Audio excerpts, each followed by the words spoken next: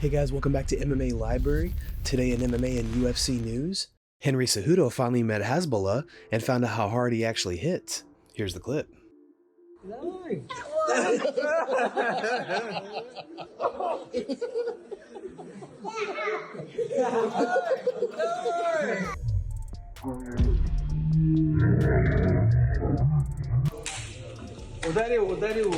You guys are awesome. You guys are crazy like me.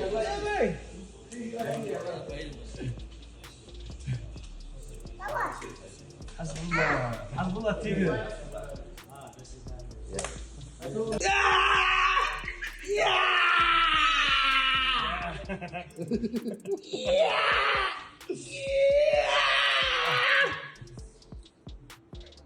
Well, I did.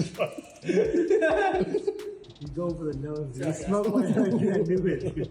You got my nose right so good.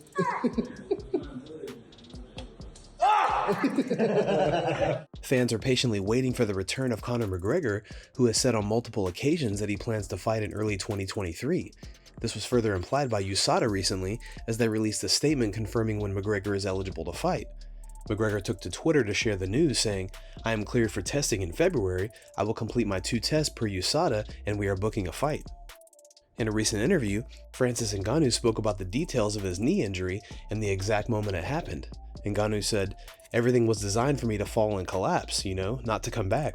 That was it. That was how it was designed. Like, okay, that's how it's going to be, let's go." The injury happened on December 28th, exactly 3 days after Christmas.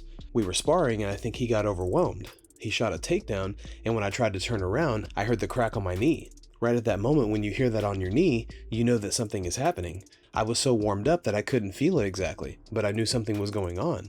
I was hoping that maybe it was just a bad feeling. I was willing to do anything possible for me to heal a little bit. I wasn't expecting to fully heal up. I was expecting some magical solution to resolve the injury, but I was hoping to get a little better as much as possible. Technically, I couldn't do anything. I wasn't allowed to do anything where I had to pivot with striking, or anything where I would have had to take a chance. Dana White is back this week with an all-new recipe. Let's check it out.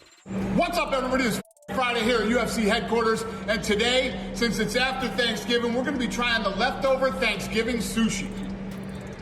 Lay some sushi rice on seaweed paper, flip it over, add turkey, cranberry, cream cheese, and stuffing, roll it up and slice it. All right, here we go. I love Thanksgiving dinner. There's no way this sucks. No way.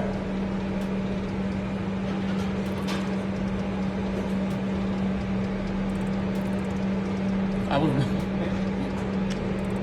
was wrong. The seaweed paper ruins the whole thing. Wow, was I wrong on that one? That was bad. I misjudged that one. Leon Edwards received a warm welcome at his old school as he paid a visit with his UFC welterweight title. Here's the clip.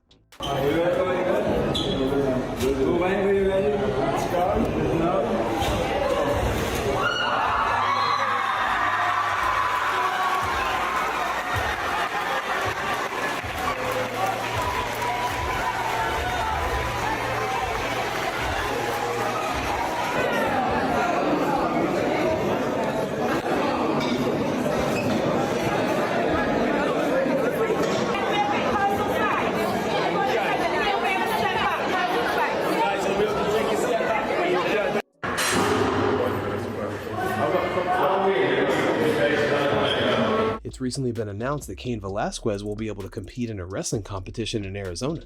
Here's what the Weighing In podcast had to say about it. Well, he doesn't have to wear a tracker, but he will. That's because he will have a person, a police officer, a person with the judicial system who will be with him the entire time. He has to pay for out of pocket. He has to pay for that out of pocket to have that person, for that tracker to come off. And so he's paying for that. He is definitely being watched. It's not like they don't know exactly where he's at and what he's doing. So the tracker part, yes, he's got a tracker. It's just a human tracker. They had another judge that kept him in jail, and then they released him because this new judge came in and said, no, absolutely not. Let's go ahead and release him after thinking about it for about 5 or 6 hours. So they finally released him, and then now a week later, let's see, he was released last Friday. So now he's here. This is perfect. He's able to show that he can have a job, provide for his family. He's having to pay out of pocket, still suffer a little bit by having somebody go with him that he has to pay out of pocket in terms of a police officer, and having someone to, almost like a bodyguard, basically, a bodyguard and someone to watch over you, you know. But ultimately, this gives him It's like a chaperone. It is like a chaperone, just a really expensive one. Daniel Cormier has recently come out and said there's no way Khamzat Chimaev gets a fight against Alex Pereira. Here's what DC said. Khamzat Chimaev wants the champion, and he wants the champ December 10th. He said that he's ready to fight Alex Pereira on December 10th and that he has signed a contract. But I got to tell you one thing, Khamzat. You want to know who else wants to fight Alex Pereira? Robert Whitaker, Marvin Vettori, Derek Brunson, Bo Nickel, Jack Hermanson, and every single other middleweight in the world who has any type of wrestling background. Because after watching Israel Adesanya not only get a takedown but control him in the way that he did, guys are salivating at the idea of fighting the new champion. They believe that there's such a glaring hole that they can take advantage of it. So yeah, if I'm Chimaev, I called the UFC on Sunday, the day after he became champ. But the thing is this, it's not happening. Khamzat's not getting that fight. Because if he did, it would be just unfair and very unfair. Because if anyone deserves a rematch, it has to be Adesanya, right? Like, guys, I understand that at times you get mad at Izzy and the way that he fought, and you get upset with, oh, it's boring, and he just wins. But I mean, to win 12 in a row to start your UFC career, be on the heels of Anderson Silva, defending the belt 6 times, lose it to a guy that wasn't even in the UFC as of last year, essentially losing it to the ghost from your past, and now you want to move past him? Doesn't work like that. Ali Abdelaziz claims that a fight between Aljamain Sterling and Henry Cejudo was confirmed. During a recent interview, Ali said, Aljo is fighting Henry Cejudo. It's done. It's done. The UFC said it's done. He knows it's done, and I understand he wants a different fight. But the man never lost his belt. He's a 2-time champion, defended both belts, and he left on his own. He didn't leave because he lost or he was injured. He just needed time off. Guess what? It's champion versus champion. He never lost his belt. I disagree with Aljamain. I think it's a big fight. It's a tougher fight. He knows that and I know that. I don't think Aljamain will shy away from an opponent. I think he tried to make Henry sweat, but he's fighting Henry. Aljamain Sterling and Henry Cejudo then had a face-off at the 2022 PFL World Championship. Here's the footage.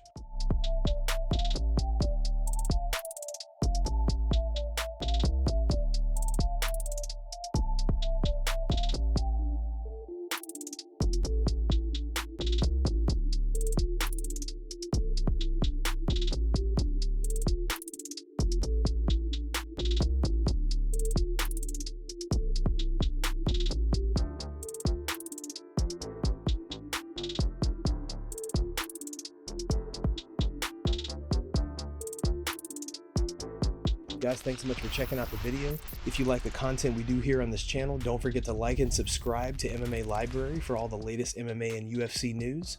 We'll see you in the next video.